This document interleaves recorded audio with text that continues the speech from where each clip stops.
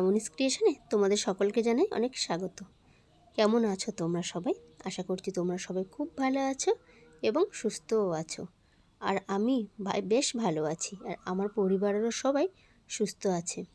আমার আরও একটি নতুন ব্লগে তোমাদের সকলকে জানাই অনেক স্বাগত। আর যে যেখান থেকেই আজকের ব্লগটি দেখছো সকলকে অনেক ধন্যবাদ আর ভালোবাসা জানিয়েই আজকের ব্লগটা শুরু করলাম। যাই হোক, চলো, সকালবেলা ঘুম থেকে উঠেছি অনেকক্ষণ। উঠে দেখো বাসি কাজকর্ম প্রায় মোটামুটি আমার হয়ে গিয়েছে। তোমরা দেখতেই পেলে বিছানাটাও গুছিয়ে ফেলেছি। এখন না একটু বাসন মাজাটা আমার বাকি আছে, ওটাই আর কি করব। করে তারপর স্নান টান করে যে প্রতিদিনের কাজকর্ম আছে সেইগুলোই আর কি করব। চলো তাহলে কলে যাই, গিয়ে বাসন কটা মেজে ফেলি। আমি না প্রায় দিনই চেষ্টা করি যে রাতের যে বাসনটুকু পড়ে আর কি সেটুকু মেজে পরিষ্কার করে গুছিয়ে রাখতে। কি বলো তো, যেদিনের কাজ সেই দিন যদি করে রাখি, দেখবে যে পরের দিন না কাজটা একটু হালকা মনে হয়, অনেক সহজও মনে হয়। কিছু কাজ গুলিয়ে যায় না, পর কাজগুলো আর কি হতে থাকে। আর এই আগের দিনের কাজ কিছু পড়ে থাকলে তখন মনে হয় যে কিছু একটা কাজ বেশি আছে, কখন করব, এরকম একটা চিন্তাধারা মাথার মধ্যে আর কি কাজ করে। যাই হোক, কালকের একটু ইচ্ছা করছিল না, ওই জন্য বাসনগুলো আর কি পড়েছিল কলে। আজকের সকালবেলা উঠে অন্যান্য কাজগুলো সেরে নিয়ে তারপর এই বাসন কটাই আর কি শুধু পড়েছিল আজকের কাজের জন্য। আগের দিনের কাজের যে লিস্ট ছিল তার মধ্যে এই বাসন কটাই আজকের আর কি পড়েছিল। যাই হোক, চলো, বাসনগুলো দেখো আমি এখানে মেজে নিয়েছি। মেজে নিয়ে কলপাটটাকে ধুয়ে দেব, দিয়ে আর কিছু জামা কাপড় ভিজিয়ে তারপর যাব অন্যান্য কাজে।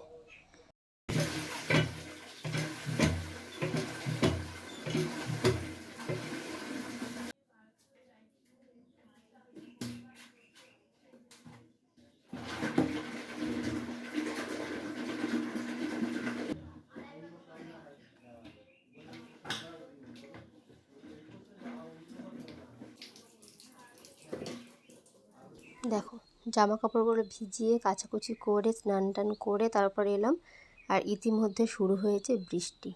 বেশ জোরে জোরে বৃষ্টি পড়ছিলো জানো তো। যখন স্নান করছিলাম ভাবছিলাম যে ভিজে জামা কাপড়গুলো কোথায় মেলবো আর কি, বারান্দায় মেলতে হবে, আর কিছু করার নেই। তারপর দেখলাম এখন বৃষ্টিটা একটু কমে গিয়েছে, আকাশটাও বেশ একটু পরিষ্কার হয়েছে, হয়তো একটু রোদ হয়তো উঠবে, দেখা যাক আর কি হয়। চলো তাহলে জামা কাপড় কটা আর কি মেলে দিই, নাহলে কি বলো তো শুকাবে না আবার।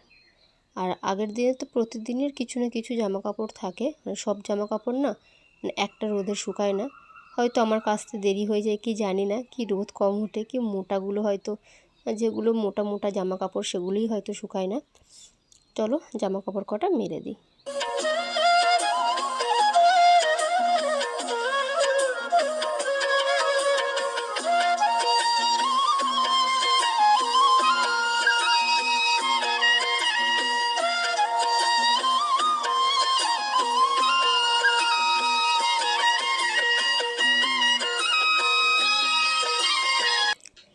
জামা কাপড় কটা মেলে গিয়েছিলাম ঠাকুর ঘরে, ঠাকুরকে ভোগ দিয়ে এলাম।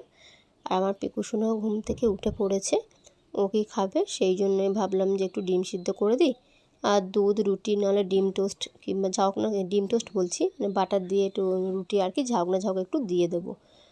ওর শরীরটা না একটু খারাপ খারাপ মতন, হাতে না 5 বছরের ইঞ্জেকশন দিয়েছে, হাতটা ফুলে না ব্যথা হয়েছে, আর তার সাথে সাথে এসছে অল্প একটু জ্বর, গাটা একটু একটু গরম আছে আর কি। আমি দুধ ওই ছোট্ট কুচকি হাঁড়িতে দুধ বসিয়েছিলাম, আর এখানে একটু ডিম সিদ্ধ করতে দিলাম, আর ওখানে বসিয়ে দিয়েছি ভাত। রান্নাটা না একটু তাড়াতাড়ি করে নিচ্ছি, ওয়েদারটা না একদমই খারাপ, আর ভালো লাগছে না। আর পিকুটাও ঘ্যান ঘ্যান করছে যে কি করি এরকম একটা ব্যাপার। তা যাই হোক, চলো, ওখানে ভাত বসিয়ে দিয়েছি, আর এখানে মাছ বার করতে এলাম ফ্রিজ থেকে। ঝাঁক তো রান্না কি রান্না করব আর কি, সেটার জন্যে আজকে ভাবলাম যে একটু মাছের ঝোল করি আর একটু উচ্ছে আর আলু ভাজা করব। কেন ভালো লাগছে না গো, পিকুটা বড্ড না ঘ্যান ঘ্যান করছে। জ্বর আসেনি, হয়তো রাত্রের দিকে কি বিকালের দিকে হয়তো একটু জ্বর আসবে, শরীরটা ওর ম্যাচ ম্যাচ করছে, ভালো লাগছে না আর কি। চলো, এখানে দেখো ডিম সিদ্ধ করে নিয়েছি, 4টেই ডিম সিদ্ধ করেছি আজকে। আমি প্রতিদিন 2টো করে করি ওদের 2 ভাইয়ের জন্য, আজকের ভাবলাম যে আমরাও একটা করে ডিম আর কি খাবো, ওই জন্যই 4টেই সিদ্ধ করেছি। আর জানো তো, আমি ডিম সিদ্ধ করলে না একটা ডিম না একটু খুঁত বেরোবেই, চটা উঠে যাবে আর কি, ঠিকঠাক পুরোপুরি ভালোভাবে আমি সিদ্ধ করতে পারি না, জানি না কেন কি হয়। যাই হোক, একটু গোলমরিচ আর একটু নুন দিয়ে দিলাম। এটা আমার আর পিকুর ডিম সিদ্ধ। আর বাবা এখনও আসেনি, মানে আমার শ্বশুরমশাই এখনও আসেনি। আর বড় ছেলে গিয়েছে পড়তে, ও এখনও ফেরেনি। ওই জন্য আমি আর পিকু দুজনে খেলাম। আর তারপর দেখো এখানে মাছ ভাজতে দিয়েছি। আর বললাম তো আজকে মাছের ঝোল আর উচ্ছে আলু ভাজা করব, মানে সেটারই প্রস্তুতি। যে উনানটাও জ্বালেনি, মানে গ্যাসেই রান্না করছি। অন্যদিন হয়তো গ্যাসে তরকারি করি, উনানে ভাত করি, আজকে তেমনটা না। এখানে দেখো উচ্ছে আলু কেটে নিয়েছি, মাছের ঝোলের জন্য ঝিঙে আর আলু কেটেছি, আর এখানে একটু টমেটো। আর আজকে জানো তো সব কটা না পেটির মাছ পড়ে গিয়েছে, মানে গাদার মাছ একটাও নেই। মানে প্রতিদিন যখন আনে মাছগুলো আমি পিকুর জন্য পেটির মাছগুলো আর কি আলাদা করে রাখি। আজকে না সেই কৌটোটাই আমি ভুল করে বার করে ফেলেছি। ভাবলাম যে থাক, আমি বার করে ফেলেছি, জলে দিয়ে দিয়েছি সেকালে, ওইটাই রান্না করে নিই আজ সবার জন্য। এখানে দেখো আমি মশলা কষিয়ে নিয়েছি। আর এখানে দেখো উচ্ছেটা আমি আগে ভাজতে দিয়েছি। উচ্ছেটা একটু ভাজা ভাজা হয়ে গেলে তার মধ্যে আর কি সরু সরু করে কেটে রাখা আলুগুলো দিয়ে দেবো। অনেকে হয়তো আলু আর উচ্ছে একসাথে দিয়ে ভাজে, কিন্তু এই আলু আর উচ্ছে ভাজাটা না আমি আমার ঠাকুমার কাছ থেকে শিখেছিলাম। উনি আর এই পৃথিবীতে এখন আর নেই, কিন্তু ওনার এই রান্নাগুলো কিছু কিছু জিনিস আছে আমি এখনও করি, যখন ওনার কথা না খুব মনে পড়ে। যাই হোক, উনি আগে উচ্ছেটাকে ভালো করে মুচমুচে করে ভেজে নেবে, তার মধ্যে আর কি আলুগুলো দেবে। উচ্ছে আলু ভাজাটা না খুব সুন্দর টেস্ট হয়। দেখো এখানে আমার রান্না বান্না কমপ্লিট। চলো যাই একটুখানি, যাই ওই ঘরে যাব, একটু পিকুকে একটু দেখে আসবো ও কী করছে। আর আমি একটু না মেশিনে কাজ করব, অনেকগুলো কাজ আর কি জমে আছে। দেখো যে কাজটা করবো বললাম সেটা আর হলো না, ভেবে দেখলাম যে না একটু ভিডিও এডিটও বাকি আছে, সেটাই আর কি বসে বসে করছিলাম। আর তারপর দেখো এখানে শশা কাটছিলাম, ভাত খাবো। সকালতে না কিছু আর খাওয়া হয়নি, ওই একটাই ডিম সিদ্ধ খেয়েছিলাম।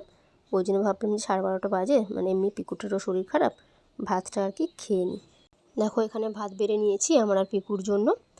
আর বড় ছেলে আর বাবার খাওয়া হয়ে গিয়েছে, ওদেরকে খেতে দিয়ে দিয়েছি। আমি আর পিকু তো একতলাতেই ভাত খাই, আর প্রতিদিন তো ভাত বেড়েই সাথে সাথেই খেয়ে নিই।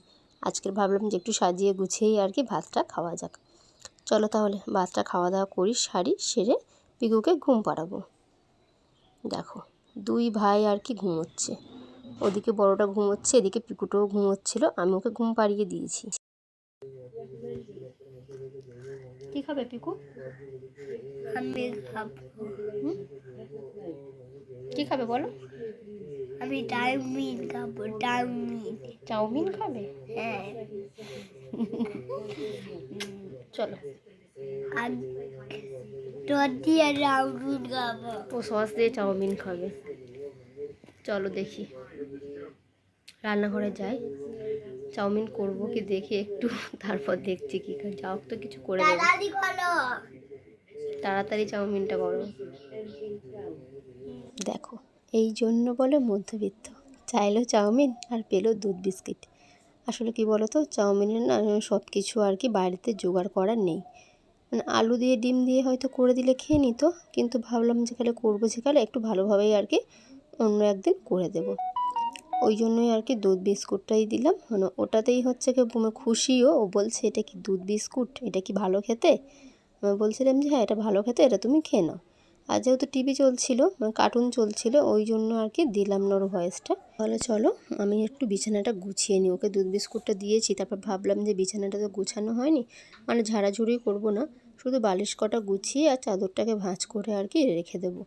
দিয়ে ওকে দুধ বিস্কুটটা খাইয়ে দেবো। ওকে একা একা দিলে যেন তো ও খেয়ে নেয়, কিন্তু আজকের ওর খাওয়ার ঠিক মন নেই, মানে ও মানে খাচ্ছে না আর কি। আমি বলছি বাবু খেয়ে নাও, ও দেখলাম যে খাচ্ছে না, তো ভাবলাম ঠিক আছে আমি বিছানাটা গুছিয়ে নিয়ে ওকে খাইয়ে দেবো। আর দেখো না বিস্কিটগুলো নিয়ে এখানে দেখো খেলতে আরম্ভ করে দিয়েছে, মানে দুধ দিয়ে ভিজিয়ে ভিজিয়ে রাখছে, আবার রেখে তুলছে না, মানে গালেই আর কি তুলছে না।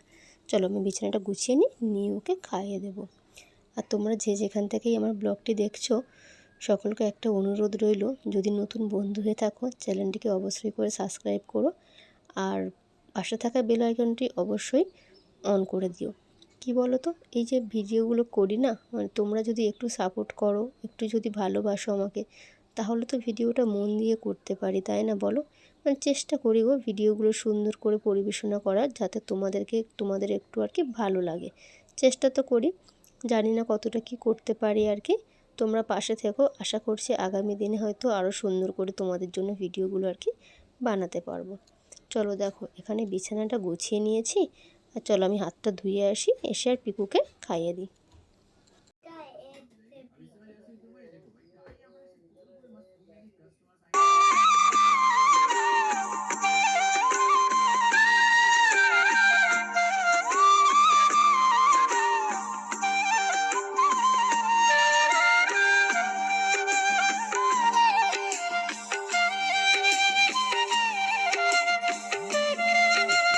পিকুকে দুধ বিস্কিট খাইয়ে দিয়ে গিয়েছিলাম ঠাকুর ঘরে সন্ধে দিতে। সন্ধে দিয়ে এলাম, দিয়ে আসার পর একটু চা বসালাম। জানো তো আগে তো আমি চা খেতাম না, এখন না সন্ধে হলে না মনটা কেমন চা চা করে। প্রতিদিন খাই না গো, মানে যতটা পারি এড়িয়ে চলি। আর এই প্রতিদিনের কোনো জিনিসই অভ্যাস আমার একদমই ভালো লাগে না। অল্প আধটা একটু একটু ঠিক আছে, কিন্তু প্রতিদিন তোমাকে খেতেই হবে এর কোনো মানে নেই। আর দেখো ছেলে পড়তে গিয়েছিল, আসার সময় এনেছে চপ। সেইটা হচ্ছে ওকে মুড়ি মাখিয়ে আর 1 কাপ চা দিয়ে দিলাম। আর আমিও দেখো এখানে সিরিয়াল দেখছি, আর এই পাশের গামলাতে আটা নিয়ে বসেছি আটা মাখবো বলে রাতের জন্য। আর আমি এখানে চপ দিয়ে মুড়ি খাচ্ছি আর একটু চা খাচ্ছি। কী আর করি বলো, মানে সারাদিন তো সময় পায় না, সন্ধ্যেবেলা যখন একটু সময় পাই আর কি একটু সিরিয়াল দেখি ফোনেতে। টিভি তো আমার আয়ত্তে নেই, টিভি তো আমার ছোটো ছেলের আয়ত্তে, মানে সারাক্ষণ না কার্টুন, না হয় ছড়া, না হয় এবিসিডি ঝাউক না ঝাউক আর কি দেখতে থাকেও। তাহলে আজকের ব্লগটা এখানেই শেষ করছি। সবাই ভালো থাকবে, সুস্থ থাকবে আর সাবধানে থাকবে। টাটা।